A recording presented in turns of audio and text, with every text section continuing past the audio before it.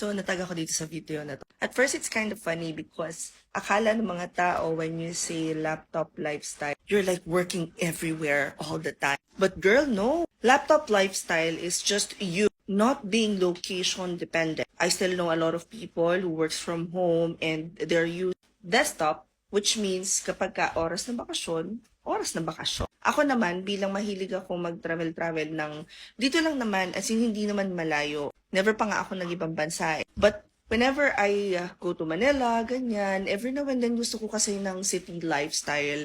And pagka naluwas kami, nakakapagtrabaho pa rin ako. Nung nagpunta kami ng Cebu, nagpunta kami ng Bohol, nakakapagtrabaho ako noon as long as okay yung internet. However, I still make sure na yung mga clients ko are aware na nakabakasyon ako and that I will be working whenever I feel like it. As someone who runs multiple businesses, kasi kailangan parang anytime na kailangan mo mag-login, may makakapag-login ka sa laptop mo at hindi lang ikaw sa cellphone nakikipag-communicate. The true essence of freelancing is being able to take that leave nang hindi naghihintay ng approval ng kung sino man. As someone who handles your own business, which is freelancing, you have the freedom to set up your workspace na whatever parang piques your creativity, kanya.